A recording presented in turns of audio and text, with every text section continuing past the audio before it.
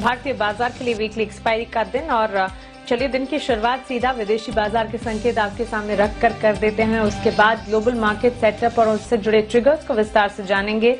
फिर FISDS का action और स्ट्रैटेजी को जो कि काफी इंपॉर्टेंट है, ये समझने की कोशिश एक एक करते हैं। एशियाई बाजार SGX निफ्टी सबसे पहले आपके टीवी स्क्रीन पर करीब 25 अंकों की तेजी के साथ 16,318 के लेवल्स पर SGX निफ्टी में फिलहाल आप ट्रेड देख रहे हैं। हल्की बढ़त वहां पर निक्काई में 100 अंकों की मजबूती है। हांगकांग के बाजार फिलहाल 26,645 के आसपास ट्रेड करते हुए और डाउ फ्यूचर्स में हम देख रहे हैं हल्की नरमी फिलहाल देखने को मिल रही है।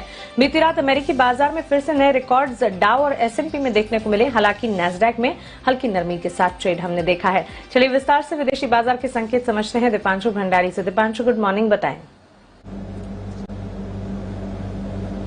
Good morning Mansi. अच्छे संकेत आ रहे हैं जहां तक ग्लोबल बाजारों का सवाल है और हम देख रहे हैं कि भारतीय बाजारों में भी कल अच्छा रिकवरी रही, बट मोर इंपॉर्टेंटली अमेरिकी बाजारों में कल एक बार फिर से नए रिकॉर्ड्स आपको लगते हुए दिखे हैं। जहां तक डाउ और S&P 500 का सवाल है, पहली बार 35,500 के ऊपर डाउ ने इंट्राडे का नया हाई बनाया है।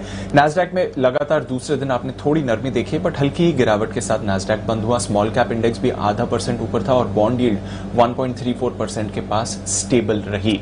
इकोनॉमी से जुड़े स्टॉक्स में एक बार फिर से आपने एक्शन देखा, स्पेशली बैंक, सिक्लिकल्स और एनर्जी शेयर्स, जहां पर सबसे ज्यादा आपने खरीदारी आती हुई दिखी है। और इसकी वजह है कल जो इन्फ्लेशन डेटा आया है यूएस में जुलाई महीने का, अनुमान मुताबिक आया है डेटा 5.4% का डेटा आया है, अनुमान 5.3% का था, तो कोई ज्यादा चिंता की बात नहीं है। मंथ ऑन मंथ 0.5% की बढ़त रही है, वो भी एकदम अनुमान मुताबिक ही रहा।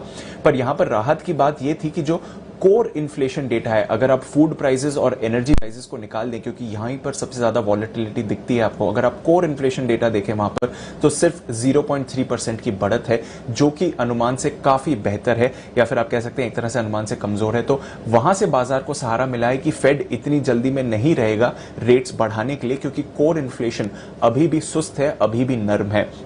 तो एक राहत का संकेत वहां से आया है और इसलिए हमने देखा कि बाजार में बड़ी तेजी कल बनती हुई दिखी है। अमेरिकी बाजारों में 220 अंक उछलकर दाउ दिन की ऊंचाई पर बंद हुआ है।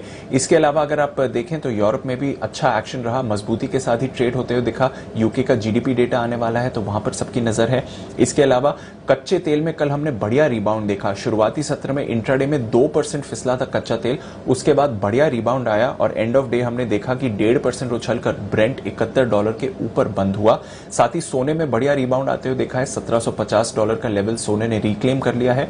डॉलर में वापस नरमी लौटती हुई दिखी है। तो ओवरऑल इन्फ्लेशन डेटा आया, अनुमान मुताबिक रहा, कोर इन्फ्लेशन कम था, जिससे बाजार को कॉन्फिडेंस मिला है कि फेड रेट्स नहीं बढ़ाएगा और इसलिए आपने बढ़िया एक्शन कल शाम अमेरिकी बाजारों में देखा है।